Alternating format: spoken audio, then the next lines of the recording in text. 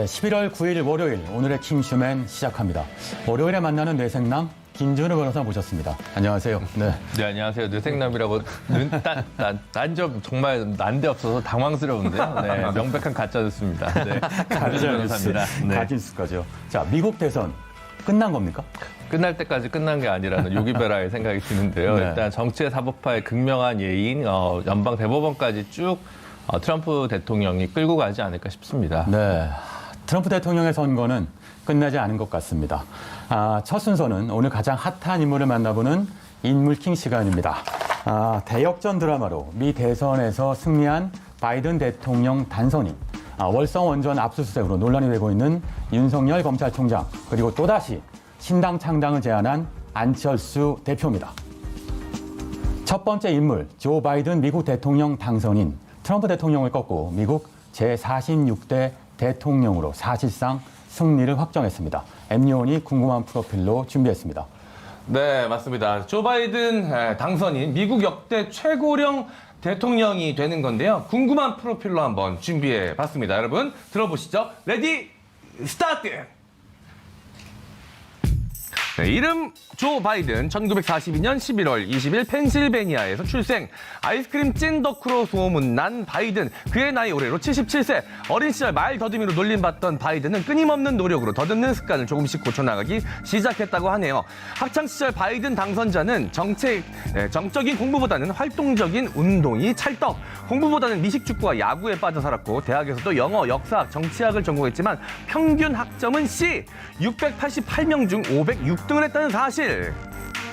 이때 바이든은 첫 번째 아내를 만나 첫눈에 반하면서 그녀가 다니는 대학 로스쿨에 입학. 졸업 후 바이든은 국선 변호인으로 활동하는가 싶더니 1972년 역사상 5번째 최연소 상원 의원으로 당선.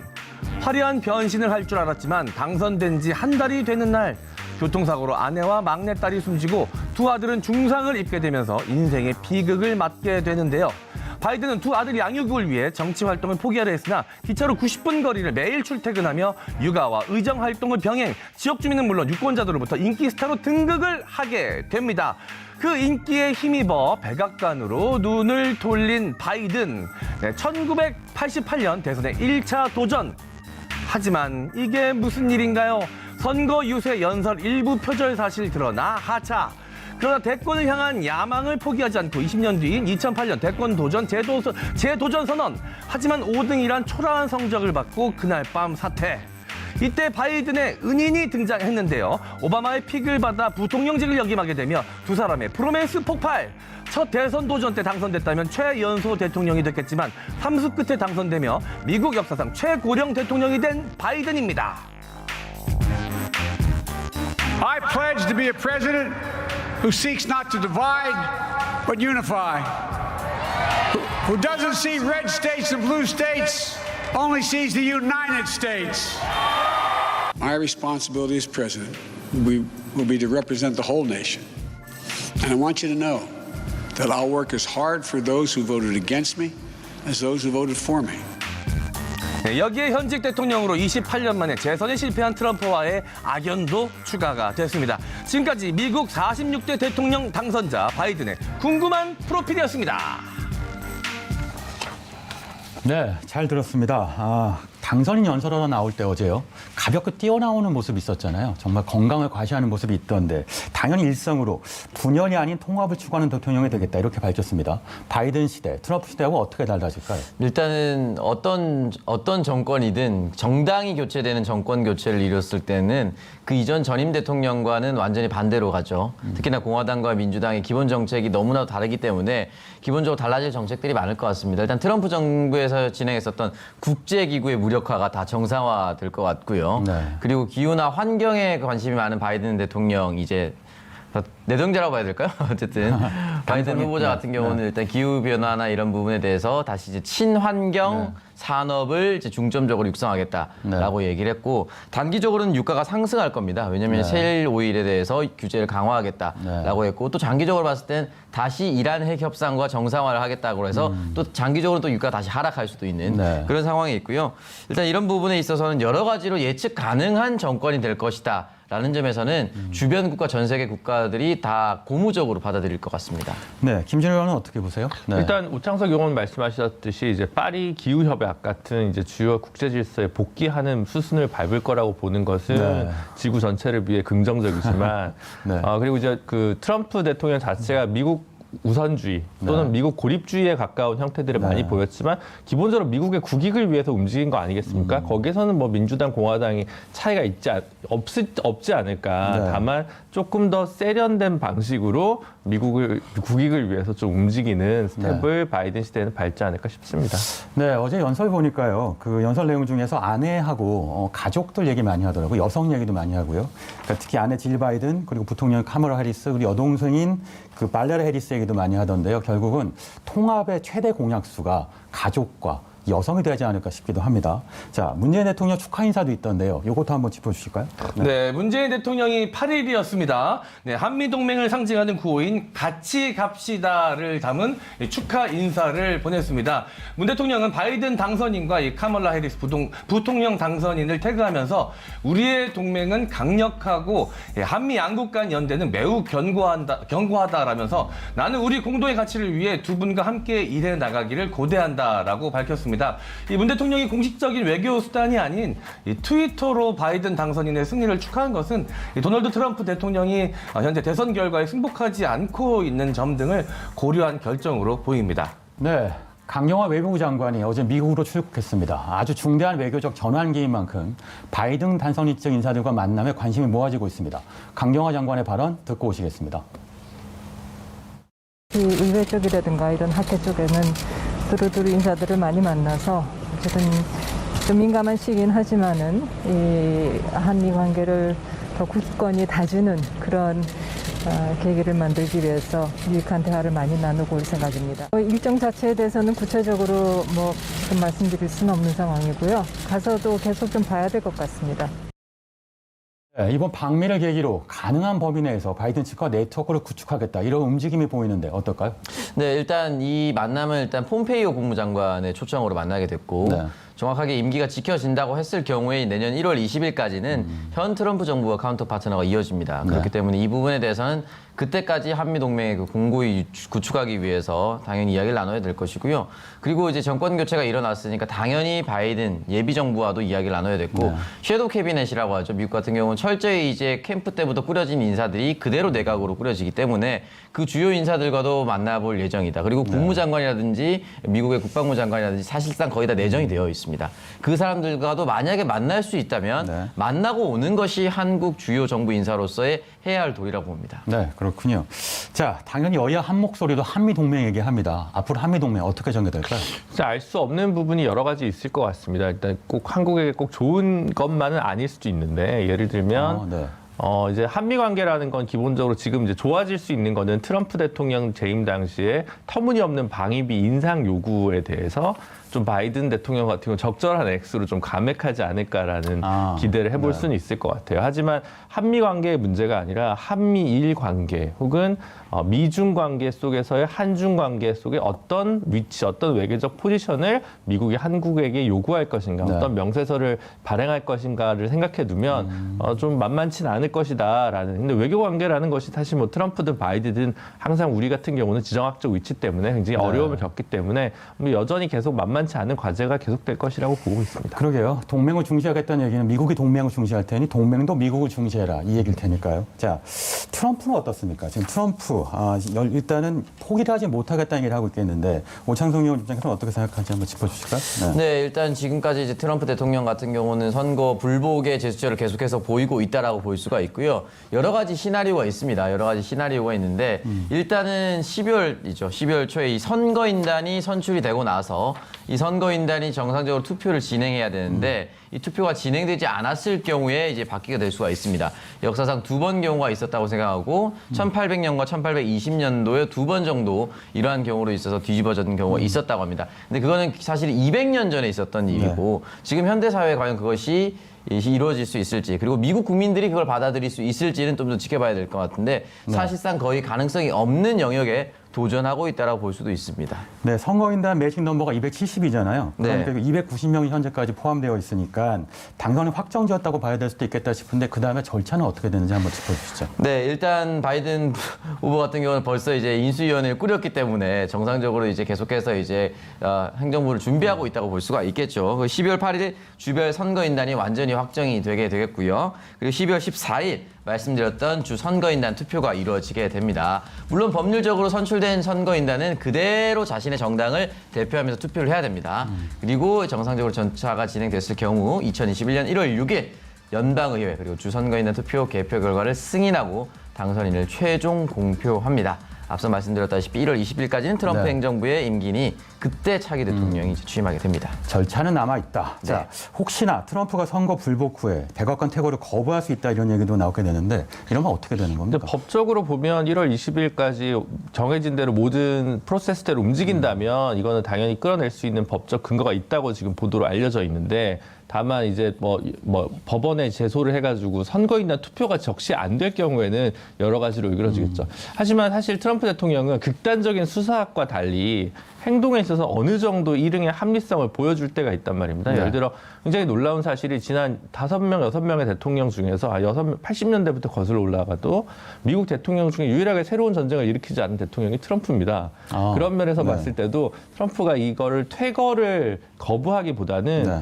끊임없이 차라리 다음 대선을 노리면서 네. 자신의 정치적 영향력을 극대화하는 방식으로 좀 계속 언론 플레이나 이런 걸 하지 않을까 그렇게 보는 것이 좀 더 합리적이지 않을까 싶습니다. 네, 전쟁을 일으키지 않은 트럼프라는 말이 굉장히 좀 인상적이네요. 느낌으로는 늘 전쟁이었던 것 같습니다. 예. 네, 승리를 지키려는 바이든과 승리를 훔치려는 트럼프 측의 수싸움은 앞으로 계속될 것 같습니다. 자, 다음 주제로 넘어가 보겠습니다. 두 번째 인물킹의 진궁은 혹시나 액션이 역시나네요. 월성 원전 1호기 압수수색과 특수활동비 논란에 휩싸인 윤석열 검찰총장입니다.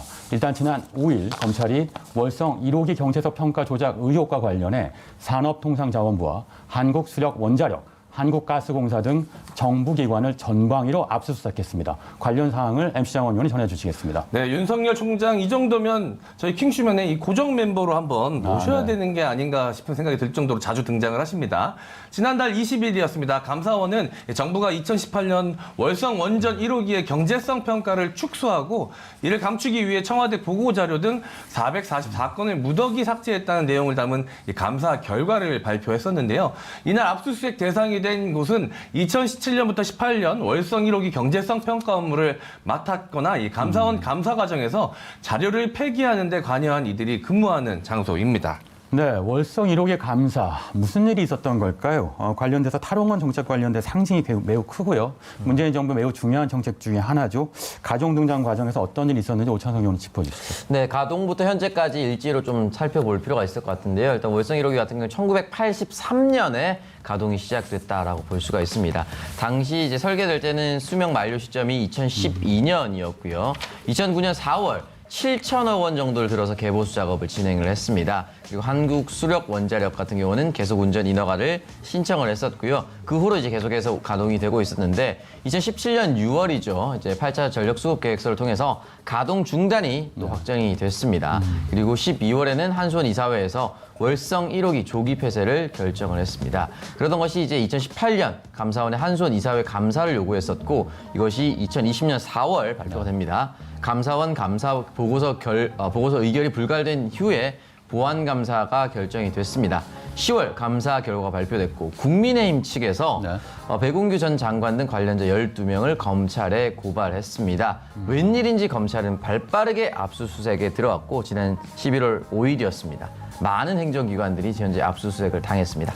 네, 이 대목에서 웬일인지가 가장 중요한 거죠. 네. 자, 특히 이번 압수수색에서 월성 1호기 조기 폐쇄 결정 당시 청와대 산업정책비서관이었던 최이봉 가스공사 사장의 집무실이 포함되어 있습니다. 수사가 청와대를 겨냥할 가능성 있을까요? 일단은 이 부분에 대해서는 아직까지 이제 추측의 단계인 거죠. 왜냐하면 청와대로 향할 것인가라는 이제 질문이나 또는 언론들의 관심은 결국은 청와대에서 지시한 것 아니냐라는 것이 이제 들어가 있는 것이죠. 현재 산업통상자원부, 한국수력원자력 그리고 한국가스공사가 네. 이제 대전지검에서 이제 압수수색을 했는데 결국은 다 정부 기관입니다. 특히나 산업통상자원부 같은 경우는 국무회의에 들어가는 요원이기 때문에 네. 이 부분이 과연 청와대에 입김이 들어갔느냐 없느냐 이 부분에 대해서 이제 국민의힘 측에서는 의심을 했던 거라고 볼 수가 있겠죠. 네. 김진호 의원 어떻게 보세요? 이게 좀 특수한 사례입니다. 왜냐하면 일정하게 이제 권력형 비리나 게이트 같은 경우에는 특정한 이권을 위해서 이제 뭔가 직권 남용이 이루어진 경우인데 이건 특수하게 원자력 그 1호기 월성 1호기 같은 경우를 가동 중단하기 위해서는 형식적으로는 정부가 아무것도 할 수 없고 오직 한수원 이사회에서의 결정을 통해서 해야 되거든요. 그러니까 네. 정부가 정책을 집행하는데 한수의 이사회에 어떤 영향력을 미친 부분에 있어서 문제가 있다라고 볼 수는 있습니다. 법적으로 순수하게 보면. 근데 이게 사실은 얼핏 보면 멀리서 보면 사실은 이건 뭐 뭔가 잘못됐으니까 수사가 들어갈 수 있는 측면이 있지만 네. 다른 측면에서 보면 국감에서 예를 들어 어떤 특정한 문제 제기를 했다고 해서 우리가 전부 다 검찰에 고발하고 수사를 해서 형사처벌을 받지는 않거든요. 네. 그럼 이제 특정한 이권을 통해서 이걸 뭔가 누리는 뭔가 대가를 받는 사람이 있어야 되는데 그런 성격은 아닌 상황에서 좀 과도한 수사권의 남용 아니냐 이런 비판도 충분히 있을 수 있는 대목이라고 생각이 듭니다. 다만 감사원에서 워낙 충실한 보고서를 작성했기 때문에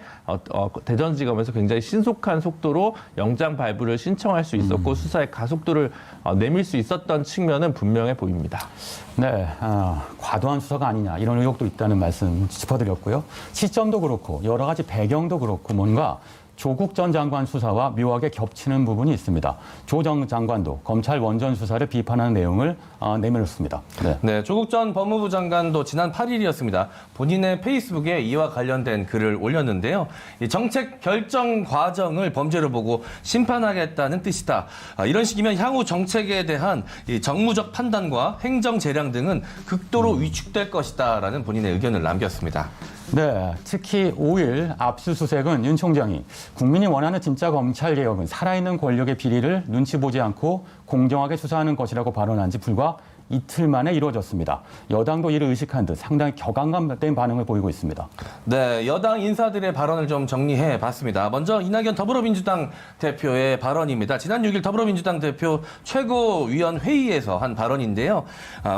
문제를 감사했던 감사원은 수사 의뢰도 하지 않았는데 야당이 고발한 정치공세형 사건에 검찰이 대대적으로 대응한 것, 에너지 전환은 문재인 대통령 대선 공약이자 문재인 정부가 추진하는 주요 정책이다라고 발언을 했고요. 김태년 더불어민주당 원내대표는 똑같은 이 최고위원회의에서 검찰이 특정 정당과 유착해 정부 정책을 공격하기 위해 수사한 거라면 이는 검찰의 정치 중립성과 독립성을 훼손하고 민주주의에 도전하는 명백한 정치 개입 행위이다라고 발언을 이어갔습니다. 네, 오찬영 의원 어떻게 보세요? 네. 일단 이 부분에 대해서 가장 중요한 점은 2017년 6월에 이미 폐쇄가 결정이 됐다는 것이죠. 그렇다면 만약에 검찰 고발이 들어갔다 네. 또는 야당 측에서 의혹을 제기한다라고 했을 경우에는 네. 그때부터 제기를 했어야 된다라고 저는 생각이 들고 네. 물론 이제 감사원 보고 결과서가 나오고 나서 이제 움직이긴 했었지만 이 부분에 대해서 대통령이 꾸준히 정책했었던 탈원전 정책을 지금 와서 이제 뒤집으려는 의도가 있지 않는가라는 생각이 좀 들고 여러분들 자세히 생각해 보면 기억나시겠지만 올해 태풍과 장마가 굉장히 빈번했었습니다. 네. 태풍이 왔었을 때 원전이 한번 이유 없이 멈춘 적이 있었어요. 그 부분에 대해서 사실 국민들이 어느 정도 불안감에 떨었었던 것이죠. 물론 이제 원자력 관계자 같은 경우는 전혀 상관이 없다라고 얘기를 하게 했었지만 우리가 후쿠시마 사태를 봤을 때 안전하다 수차례 강조해도 불안한 것이 국민의 마음입니다. 네. 이런 부분에 있어서는 사실은 이렇게 검찰 고발로 조사할 것이 아니라 감사원에서 진짜 고발을 해서 해당 주체가 이건 좀 문제가 있다. 그러니까 이거 수익 사업을 떠나서 안전에 대해서 접근을 했어야 되는데 지금의 주체는 야당이고 네. 야당이 의심하고 있는 것은 청와대가 시켜서다. 네. 라고 생각하고 있기 때문에 이건 사실 정치적 논쟁으로 비화될 가능성이 매우 높습니다. 네, 이 수사 주체인 대전지검에 얼마 전 또 윤석열 총장이 직접 방문해서 발언을 하고 연설을 하기도 했지 않았습니까? 그런 네. 것들 때문에 약간 우연으로 시기가 겹친 것일 수도 있겠지만 그런 약간 이 행보 때문에 좀 더 의심을 좀 받고 있는 상황인 것 같습니다. 네, 말씀하신 것처럼 윤석열 총장의 정치 행보, 그러니까 오해를 받을 수 있는 부분이 많죠. 그동안 언론에 공개되지 않았던 지방검찰청 순회 영상을 한꺼번에 공개했습니다. 추미애 법무부 장관과의 갈등 국면과 무관하지 않아 보인다, 이런 해석이 나오는데요. 일단 해당 발언 듣고 오시겠습니다. 우리가 추구하는 진실이라는 게 우리의 주장이 진실이 아니다. 늘 역지사지하는 마음을 갖는 것이 그게 우리가 검찰이 변화하는 어떤 목표요 방향이 아닌가 하는. 총장님 기운 내십시오. 경량의 수용돌이에 빠져 있는 이 위기 상황을 총장님 혼자서만 그 두 어깨로 무겁게 지고 가려 하지 마십시오. 총장으로서 한번 직접 눈으로 보고 또 애로사항도 들어보고 또 좀 뭐 등도 두들겨 주고 이렇게 하려고 온 거니까. 수고가 많네. 내가 방에 잠깐 가서 지신이나 한번 밟아줄게. 네, 다들 공개된 영상을 보셨을 텐데요. 오찬석 의원 어떠세요? 이 시점에서 부두하게 영상을 공개한 배경이 있을까요?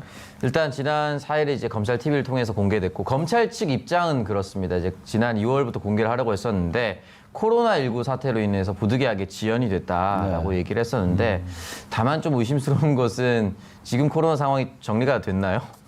정리가 전혀 안 됐다고 저는 생각이 들거든요. 그러니까 시점은 저는 정치적이랄 수밖에 없다는 것이고 그러니까 이병찬 검사가 총장님 힘내십시오라고 얘기를 했는데 총장님 힘내십시오라는 것 자체가 이 상황이 정치적으로 비화될 수밖에 없는 발언이라고 저는 생각이 듭니다.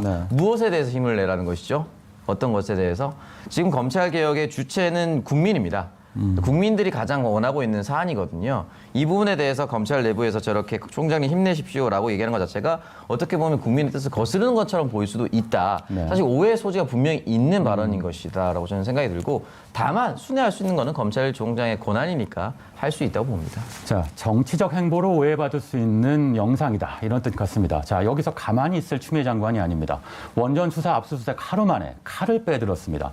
윤석열 검찰총장의 특수활동비 사용 문제와 관련해서 감찰을 지시했는데요. 어떤 내용입니까? 네, 김준호 의원. 네. 네. 이거는 이제 국정감사 기간 중에 이미 이제 뭐 김용민 의원이라든가 민주당 의원들이 좀 지적을 했던 사항입니다. 그래서 현재 80몇 억에 해당하는 대검 특활비가 어떻게 쓰이고 있는지 파악하고 있냐라고 했더니 추미애 장관이 당시에 현재 제대로 보고를 받지 못하고 있다라고 했던 부분이고 이 부분에 대한 문제 제기에 대한 후속 조치로 좀 파악됩니다. 아, 그렇군요. 그래서 자, 여당 일부에서는 윤 총장을 해임해야 되는 것 아니냐 이런 얘기가 나오고 있습니다. 하지만 윤 총장이 대권 후보라서 해임하면 오히려 더 키워주는 것 아니냐 이런 얘기도 있는데 일단 두 분 얘기 들어볼게요. 오찬석 의원 어떻게 해야 될까요? 네, 일단 이 부분에 대해서 좀 쉽지는 않죠. 쉽지는 않다. 대통령의 성정상 사실 한번 믿은 인사에 대해서는 끝까지 밀고 나가기 때문에 뭐 해임이라든지 이런 부분까지는 저는 가진 않을 거라고 봅니다. 물론 이렇게 격렬하게 대립하게 될 경우 그리고 지금 여론조사도 나오고 있는데 뭐 추미애 장관이 잘못됐느냐 윤석열 총장이 잘못됐느냐 사실 역대급 뭐 논쟁이라고 볼 수가 있어요. 그러니까 한 법무부 장관과 검찰총장이 누가 잘했나라고 여론조사를 할 정도까지 온 경우는 저는 거의 없었다라고 볼 수가 있는데 만약에 해임한다라고 하더라도 윤 총장이 대권 후보로 온 상황에서 바로 곧바로 정치를 할 수 있을 것이냐 저는 그렇게 할 수는 없을 거라고 봅니다. 왜냐하면 해임됐다는 것이 정치할 명분이 된다고 저는 생각하지는 않거든요. 정치는 어떤 국민을 대변하는 역할입니다. 정권에 의해서 해임됐다고 해서 정치인으로 가는 것은 사실 논리적으로는 전개상 맞지 않습니다. 그리고 일부 국민들이 이러려고 그동안 각을 세웠구나라고 오해도 할 수 있습니다. 네. 결국 해임은 정치의 필요 조건이 충분 조건은 아니다. 자, 김준호 의원은 어떻게 보세요? 대통령 성정상 뭐 임기 보장하실 것 같고요. 오히려 추미애 장관 같은 경우는 아마 공수처장 후보가 좀 정리가 되면 그쯤에서 또 개각과 함께 맞물려서 교체되지 않을까라는 생각이 들고 추미애 장관은 사실은 오히려 뭐 여러 가지 고민을 하실 거기 때문에 빨리 나가고 싶을 수도 있는데 또 대통령 성격상 뭐 공수처 관련해서 하나의 매듭을 짓고 나서 좀 교체하지 않을까 이렇게 짐작이 됩니다. 네. 자, 지금까지 윤석열 총장 얘기를 짚어봤고요. 세 번째 주제로 넘어가 보겠습니다. 세 번째 인물킹은 바로 다섯 번째 신당 창당을 내비친 안철수 국민의당 대표입니다.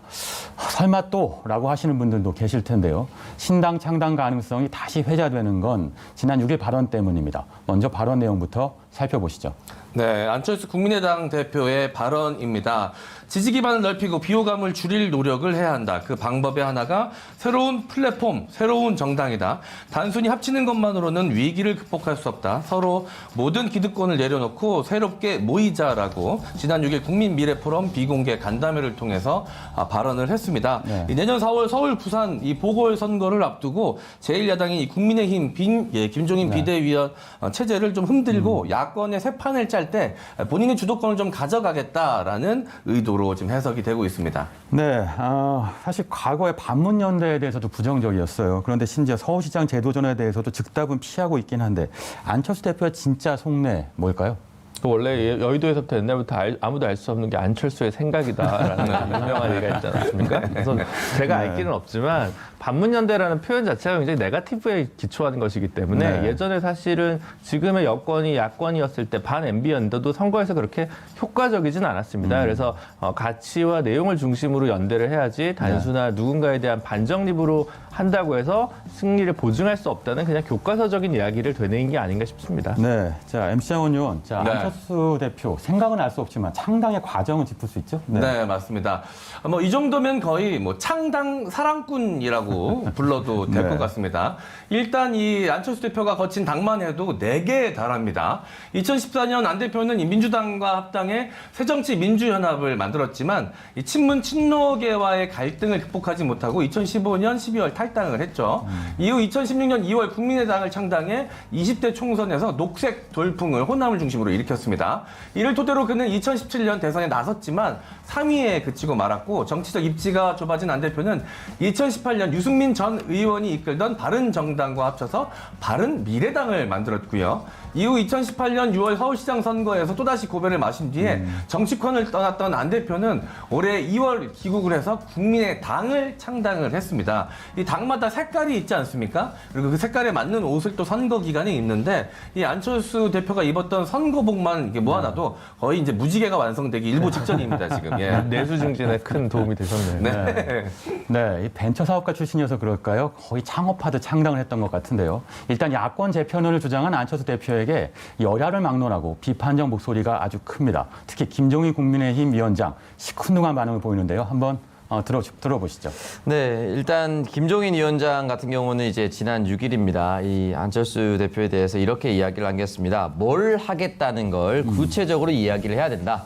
막연하게 정권 교체 위해 노력하겠다는 건 항상 할 수 있는 얘기다라고 했는데 이 두 사람의 인연은 사실 처음부터 좋지는 않았죠. 지금 이제 국민의힘 비상대책위원장이었지만 그 2016년에는 더불어민주당 비상대책위원장이었고 그 당시 더불어민주당을 가장 크게 위협했었던 게 국민의당 안철수 대표였습니다. 그러니까 지금까지 뭐 대선을 거쳐가 보면서 국민의힘의 이제 김종인 비대위원장이 늘 얘기하는 건 컨텐츠가 없다.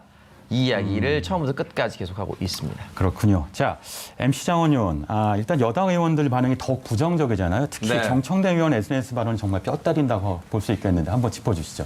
네. 이 정청래 더불어민주당 의원의 이 SNS 계정이 굉장히 꿀잼 채널입니다. 꿀잼 계정이에요. 네. 굉장히 이 비유가 찰진 발언들이 많이 등장을 하는데요. 이번에도 이런 상황을 빗대서 글을 남겼습니다. 내용을 좀 알려드리자면 떡줄 사람은 생각도 없는데 김칫국부터 너무 많이 마셔 배탈 나 병원에 입원하는 정치인들 살 물건도 팔 물건도 없는데 장날에는 꼭 옷 차려입고 장에 가는 장돌뱅이처럼 선거 때만 되면 습관적으로 선거 몸살을 앓는 출마병에 걸린 분들이라고 본인의 페이스북에 글을 남겼습니다. 네.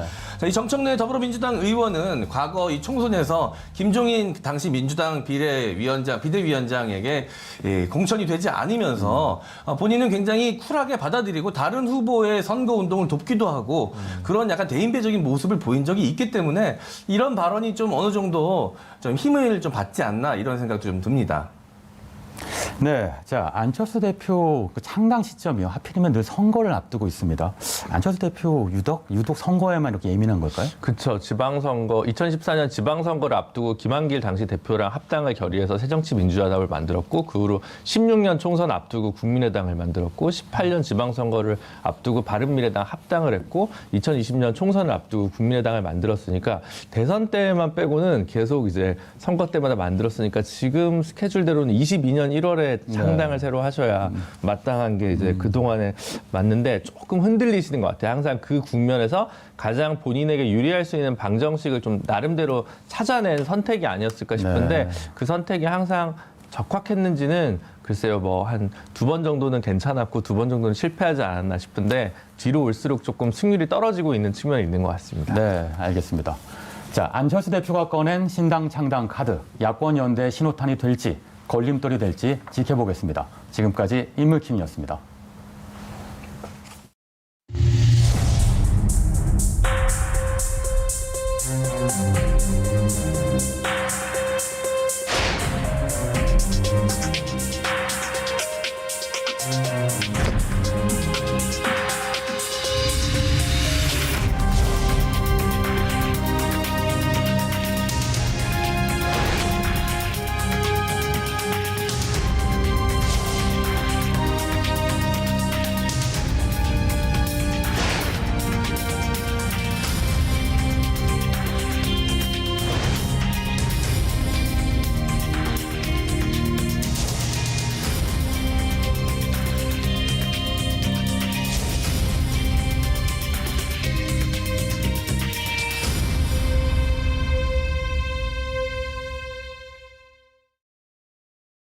네, 오늘 11일이 보행자의 날입니다. 그래서 오늘의 킹덤 주제를 전동 킥보드에 관한 내용으로 준비해봤습니다. 자, 요즘 전동 킥보드 정말 많이 타고 보이는데요. 의원들도 많이 타셨을 것 같아요. 일단 김준호 의원부터. 저는 아직 면허가 없어서 전동 킥보드를 타려면 12월 때까지 기다려야 합니다. 자동차 면허가 없으시군요. 네, 뇌생 남으신데 운전 못하시는 네, 자율주행 시대까지 기다리고 있습니다. 그동안 방송 진행하면서 가장 놀라운 소식입니다. 혹자들은 이제 음주운전으로 면허가 취소된 거 아니냐고 오해들을 하시는데 제가 한 번도 면허를 딴 적이 없음을 다시 한번 말씀드립니다. 확인했습니다. 제 자동차 운전 면허랑 그 변호사 면허랑 바꿀래요? 혹시 생각 있으시면 괜찮습니다. 오찬성 의원은 타보신 적 있죠? 저는 사실 이제 월 정기 결제를 통해서 꾸준히 좀 이용하고 있는 편인데 굉장히 편하게 이용할 수 있는데 다만 안타깝게도 굉장히 또 위험할 수도 있다. 왜냐면은 바퀴가 너무 작다 보니까 이 작은 보도블록 턱에도 넘어질 수가 있거든요. 그렇기 때문에 좀 조심해서 타야겠다는 생각을 늘 하고 있습니다. 네. 자, 저는 아직 뭐 타본 적은 없는데 그래요? 주변에서 이제 이용하는 사람들을 많이 보곤 합니다. 얼마 전에도 그 초등학생 한 명이 굉장히 빠른 속도로 이 전동 킥보드를 타고 지나가길래 초등학생이 저렇게 타도 되나라고 걱정을 했었는데 오창석 의원이었던 기억이 납니다. 네. 자, 이렇게까지 많은 사람들이 전동 킥보드를 사용하는 이유 뭐가 있을까요? 네. 일단 뭐 라스트 마일 모빌리티라고 이제 이야기를 하더라고요. 이제 목적지를 향하는데 뭐 택시나 버스를 타고 집 앞까지 가기에는 참 걷기는 애매하고 다시 택시를 잡아 부르기는 좀 애매한 그 거리를 지금 전동 킥보드가 잘 이용할 수 있도록 만들어진 것 같은데요. 사실 저도 마찬가지입니다. 이제 집 근처 이제 버스 정류장이나 지하철 정류장에 내려서 등교할 저희 때. 집까지 걸어가기 귀찮을 때, 또 등가 하교 후에 굉장히 위험할 때, 뒤에서 누가 따라올 때 사탕 준다고 따라오라고 할 때 빨리 따돌리기 위해서는 이제 전동 킥보드를 이용하게 되는데 많은 사람들이 그런 것 때문에 좀 이용하지 않을까 그런 생각이 좀 듭니다. 알겠습니다. 자, 개인이 소유하지 않아도 공동 어플을 통해서 쉽게 이용할 수 있다. 이것도 큰 장점으로 꼽히죠. 네. 이 전동 킥보드 공유 앱 사용자가 지난 1년 새 크게 늘었다라는 이 조사 결과가 나왔습니다. 올해 4월 전동 킥보드 앱의 월간 활성 사용자는 21만 4,451명으로 지난해 같은 달 37,294명에 약 6배로 는 것입니다. 성별로는 남성이 여성보다 2배가량 많았고요. 세대별로는 20, 30대가 전체의 63%를 차지하고 있었습니다. 네. 하지만 최근 이용자들이 늘어나면서 전동 킥보드 관련 사고도 곳곳에서 일어나고 있고 인명사고도 이어지고 있습니다. 일단 관련 영상 보시겠습니다. 네, 전동 킥보드가 차도를 가로질러 가다가 그대로 택시와 부딪히게 되는 영상입니다. 이 안전모등 보호장비 없이 무면허로 운전한 고등학생 2명이었는데요. 중환자실로 옮겨진 운전자 A군은 사고 사흘 만에 숨지고 말았던 안타까운 사고였습니다. 다른 차량에 가린 사각지대에서 갑자기 전동 킥보드가 나타납니다. 이 교차로 신호등은 파란불이었습니다.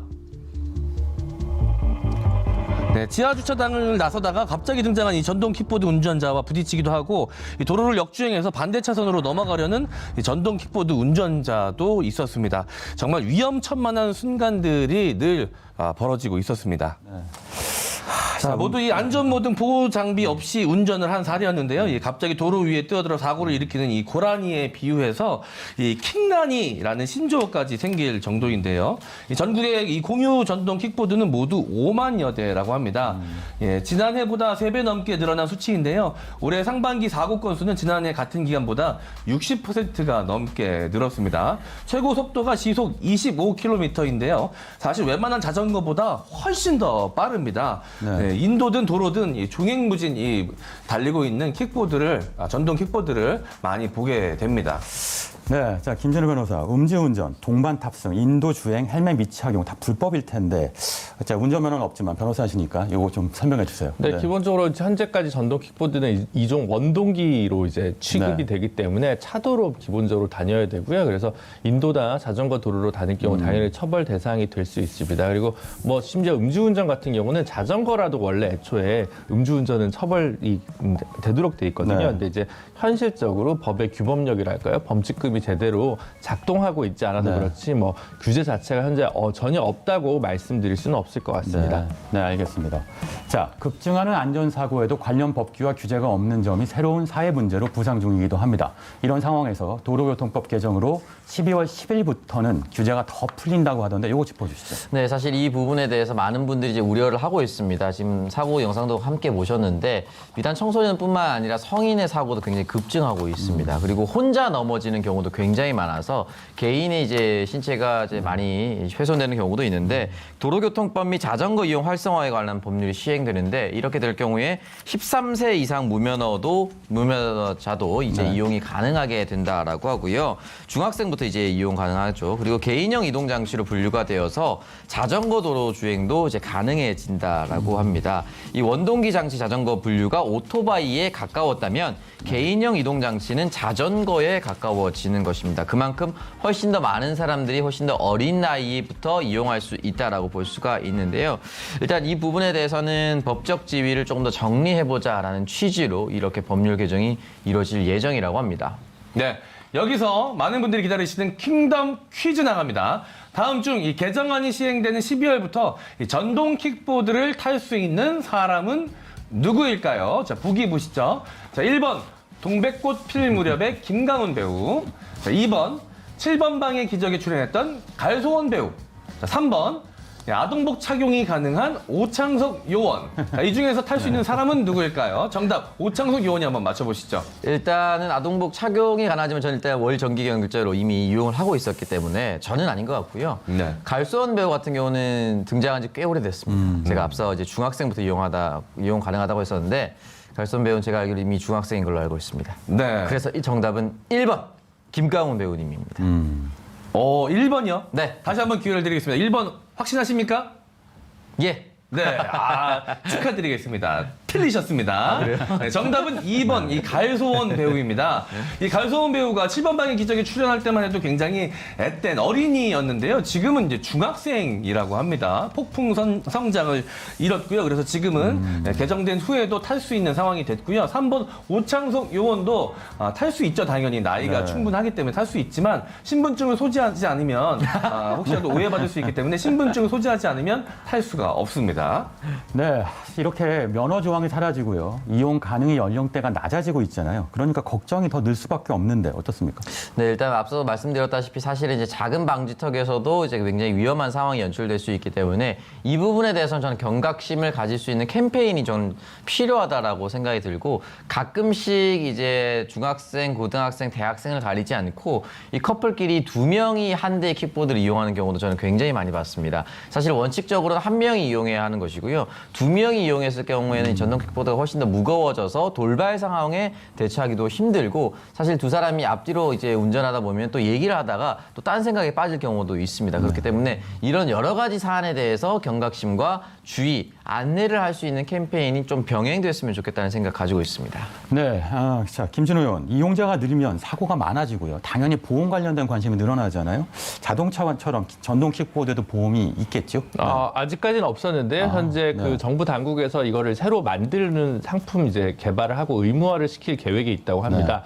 현재는 이제 자동차 보험의 표준 약관을 약간 개정해서 자동차 보험을 가입한 사람이거나 부모님이 가입한 경우에 이를 보상해 줄 수 있는 구조를 좀 만들어 만들어 놓은 게 있고요. 두 번째로는 이제 적극적으로 퍼스널 모빌리티와 관련된 일반적인 보험 체계를 만들어서 지금 현재 그런 공유 킥보드 업체들과 이제 국토교통부가 상의를 해가지고 현재 새로운 보험 상품을 의무화하는 쪽으로 지금 개정 방향 가닥을 잡고 있는 것으로 파악하고 있습니다. 네, 어린이의 경우는 어떻습니까? 오창성 의원 걱정돼서. 네. 아니 이제 현재 같은 경우도 이제 그 아이가 다쳤거나 이제 사고를 냈을 경우에 특히 사고를 낸 경우에는 자신의 부모가 가입한 자동차 보험을 기반으로 해서 보상을 해줄 수 있는 이제 구조를 이제 만들어 놓은 상황인데요. 어쨌든 기본적으로는 이제 의무 가입이 돼 있으니까 공유 경제로 이걸 이용할 경우에는 아마 앞으로는 보험료가 거기에 당연히 포함되어 있고 이용료도 조금 더 높아지는 방식으로 변경되지 않을까 싶습니다. 네, 중요한 건요. 보험도 있고 제도도 있지만 사용자의 의식일 것 같습니다. 전동 킥보드와 관련된 사고와 민원이 급증하는 것, 정부의 대처 능력과 이용자들의 의식이 급팽창하는 시작의 속도를 따라잡지 못하기 때문이라 이런 비판이 있는데 오찬성 의원 어떻게 생각하세요? 네. 일단 뭐 일종의 문화 지체 현상 같은 거라고 볼 수가 있겠죠. 사실 법률보다는 기술의 발전이 빠르고 법률 같은 경우는 사실 여러 가지 논의를 거쳐서 결정되는 과정이 필요합니다. 또 국회에 또 올라가기도 해야 되고요. 또 여러 가지 의원들과 동의를 구해야 되는 부분이 있는데 기술 같은 경우는 일단 개발하고 시민들이 빠르게 받아들이면 곧바로 시행될 수가 있습니다. 그렇기 때문에 이 부분에 대해서는 늘 법률이 조금씩 늦을 수가 있습니다. 이런 부분까지 잘 참고해서 연내 좀 더 안전성을 확보할 수 있는 법률이 또 발의됐으면 좋겠습니다. 네. 요즘 이 공유 경제라는 말이 가장 핫한 키워드가 아닌가 생각이 듭니다. 자동차도 공유가 가능하고요.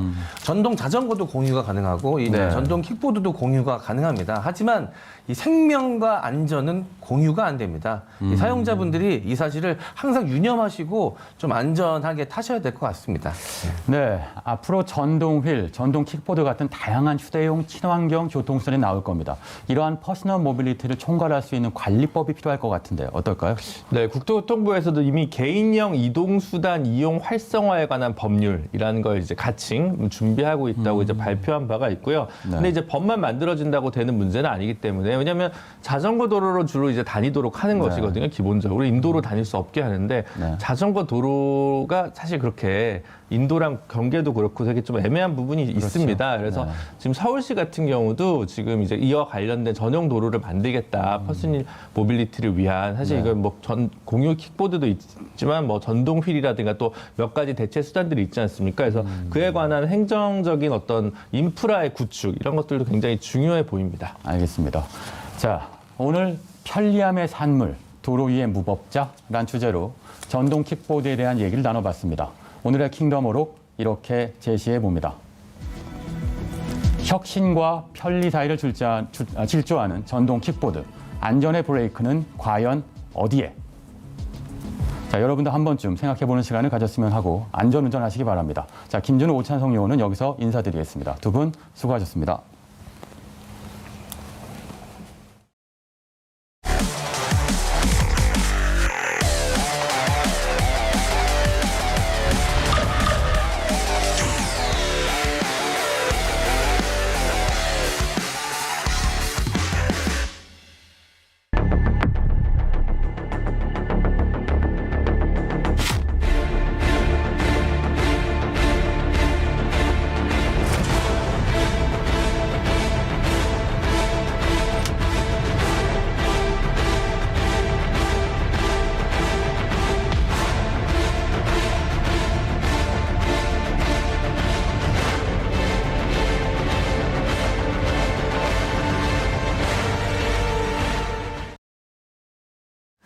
네, 코로나 퇴치본부 투강스 시간입니다. 먼저 오늘의 코로나19 리포트 주제부터 살펴볼게요.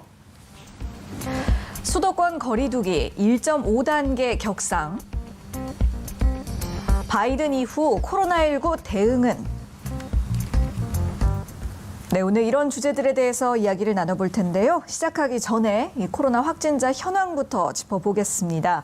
오늘 0시 기준으로 국내 코로나19 신규 확진자는 총 126명, 그중에서 국내 발생이 99명, 그리고 해외 유입이 27명을 기록했는데요. 주말을 지내고 왔는데도 불구하고 총 신규 확진자 수 계속해서 세 자릿수에 머무르고 있고요. 또 지역 발생 환자 수도 100명 가까이 추가가 됐습니다. 그래서 코로나19 리포트 첫 번째 주제 이렇게 준비했습니다. 수도권 거리두기 1.5단계 격상 가능성에 대한 이야기인데 지난 7일부터 개편된 거리두기를 시행하고 있죠. 현재 수도권의 경우는 거리두기 1단계를 유지하고 있습니다. 그런데 향후 1.5단계로 격상이 될 가능성, 강 의원은 어떻게 보시는지요? 네, 이제 충분히 가능성이 있습니다. 이제 수도권의 같은 경우에는 일주일간 하루 신규 확진 환자의 평균 숫자가 100명 이상일 때 1.5단계로 올릴 수가 있는데요. 그런데 2주 전과 비교했을 때 지금 이 수도권의 신규 확진 환자 증가 추세가 심상치가 않습니다. 이제 하루 신규 확진 환자가 이제 2배 이상 늘었거든요. 그리고 토요일, 일요일은 이 검사 건수가 굉장히 적음에도 불구하고 어제도 많이 나왔고 오늘도 또 상당히 나왔기 때문에 이런 추세가 계속된다면은 신규 확진 환자 숫자가 100명 이상이라고 하는 기준을 충족시키지 않는다고 하더라도 방역 당국이 선제적으로 1.5단계로 올릴 가능성이 충분히 있고요. 그래서 지금 수도권에 계시는 분들은 지금 상황이 상당히 심상치 않다라는 것 알고 좀 개인적으로 생활 방역에 신경을 써주시면 좋겠고, 더 걱정이 되는 것은 지난주에 몇 차례 언급을 했습니다마는 헬로윈 파티발 이 집단 감염의 여파의 가능성이 여전히 지금 사그라지지 않은 상황에서 수도권의 확진 환자 숫자가 늘어나고 있는 상황이거든요. 이제 그렇기 때문에 지금 상황이 그다지 좋지 않다라는 걸 다시 한번 말씀드리고 싶습니다. 네, 얼마 전에 이 방역 당국이 거리두기 단계를 5단계로 세분화하지 않았습니까? 그래서 조금 헷갈리더라고요. 만약에 1단계에서 1.5단계로 격상이 되게 되면 어떤 부분들이 좀 달라지게 됩니까? 사실 일상생활에서는 크게 달라지는 것은 없습니다. 네, 1단계에서 1.5단계로 늘어난다고 하더라도 예를 들어서 클럽이라던가 뭐 단란주점 같은 유흥주점 같은 경우에도 정상적으로 영업은 할 수가 있습니다. 근데 단 이런 유흥주점을 포함해서 집단 감염의 가능성이 있는 다중이용 시설의 경우에는 한 번에 수용할 수 있는 숫자가 줄어들고요. 그리고 또 다른 하나는 100명 이상의 집회가 금지됩니다. 이 두 가지가 1단계에서 1.5단계로 격상이 되었을 때 가장 이제 달라지는 부분 중에 하나이고요. 본격적으로 일상생활에 영향을 미치는 거리두기 단계로의 격상은 2단계로 됐을 때 이제 여러 가지 영향을 미치는 단계가 됩니다. 예, 잘 알겠습니다. 자, 계속해서 두 번째 코로나19 리포트 주제 살펴볼게요. 바이든 이후의 코로나19 대응은? 이라는 내용인데요. 지난 주말 사이에 정말 이 미국 대선이 전 세계적으로 가장 뜨거운 핫 이슈지 않았습니까? 바이든의 취임 이후 또 트럼프 대통령과 코로나19에 대한 대응 방식, 또 대처 방식에도 차이가 있을 것 같은데 이 부분은 어떻게 보고 계신지 궁금합니다. 굉장히 달라질 겁니다. 그런가요? 네, 굉장히 달라질 겁니다. 사실은 달라질 수밖에 없는 게 2020년에 만약에 코로나19 유행이 없었다면 아마도 바이든이 대통령으로 당선되기가 어려웠을 수도 있습니다. 네, 트럼프가 계속해서 연임을 했을 가능성이 있는데 어쨌든 간에 2020년에 코로나19가 유행을 했었고 전 세계 여러 국가들 중에서 가장 코로나19 대응에 실패한 나라 중에 하나가 미국입니다. 그리고 그 여파로 사실은 트럼프에서 바이든으로 이 권력의 지형이 바뀌었다라고 생각을 할 수 있겠고요. 당연히 그래서 가장 눈에 띄는 변화는 코로나19 대응이 될 것으로 보입니다. 일단은 바이든도 대통령 당선 수락 연설에서 과학을 여러 차례 강조를 했어요. 그러니까 트럼프 같은 경우에는 과학자나 전문가들의 의견을 무시했잖아요. 그런데 이제 바이든 같은 경우에는 과학자 혹은 전문가의 견해를 염두에 두고서 코로나19 대응에 적극적으로 나설 것으로 보이고요. 그래서 트럼프와 계속해서 각을 세웠던 예를 들어 앤서니 파우치 소장 같은 과학자 방역 전문가의 목소리에 굉장히 힘이 실릴 가능성이 일단 있습니다. 그리고 또 다른 하나는 이제 2차 유행이 계속되고 있는데도 불구하고 트럼프 대통령은 봉쇄 같은 적극적인 방역 조치에 굉장히 소극적이었어요. 왜냐하면 봉쇄를 하지 않더라도 경제가 돌아가는 데 있어서 문제가 되지 않을 것이라고 해서 굉장히 소극적이었는데 바이든 같은 경우에는 지금 미국의 겨울 유행 상황이 심상치가 않기 때문에 대통령의 취임하자마자 혹은 취임하기 전이라도 굉장히 적극적으로 봉쇄에 준하는 방역 조치를 실시할 가능성이 굉장히 큽니다. 그리고 이제 또 다른 하나는 뭐 트럼프 대통령이 계속해서 뭐 백신이라던가 치료제를 강조하긴 했었습니다만은 사실은 기본적으로 과학자나 전문가들을 신뢰하지 않기 때문에 그게 이제 뭔가 앞뒤가 맞는 형식으로 나타나지는 않고 정치적으로 이용하는 모습을 보였었거든요. 근데 이제 바이든 같은 경우에는 좀 더 효과성이나 안전성이 검증된 백신이나 치료제를 안정적으로 개발하는데 지원을 할 가능성이 크고요. 그 연장선상에서 나오는 백신이나 치료제를 보급하는 데도 굉장히 노력할 가능성이 큽니다. 또 다른 하나는 국제 협력 같은 경우에도 굉장히 증가할 가능성도 크고요. 네. 예를 들어서 트럼프 대통령 같은 경우에는 세계보건기구를 굉장히 무시하는 경향을 보였고 심지어는 미국이 세계보건기구에서 탈퇴하겠다라고 선언도 한 상황이고 또 그런 프로세스도 진행을 시켰었는데 바이든 같은 경우에는 다시 세계보건기구에 남아있고 그리고 여러 가지 세계보건기구와 함께 협력을 해서 국제적인 방역 공조체계를 구축하는 데에도 좀 더 나설 것으로 생각이 됩니다. 네, 코로나 시대, 사실 글로벌 시대니까 코로나 대응이 우리만 잘해서 되는 게 아니라 우리만뿐만 아니고 모두가 잘해야 되기 때문이겠죠. 그래서 바이든 이후에 코로나 대응에 우리가 주목하는 게 아닐까 싶습니다. 자, 오늘의 킹슈맨 마무리할 시간입니다. 금주에는 11월 11일 보행자의 날, 13일엔 전태일 열사 50주기가 되는 날입니다. 놓치면 안 되는 소식들, 다양한 이슈들과 함께 이번 한 주도 빠르게 전해드리겠습니다. 저희는 내일 오전 9시에 다시 찾아오겠습니다. 함께해 주신 여러분 고맙습니다.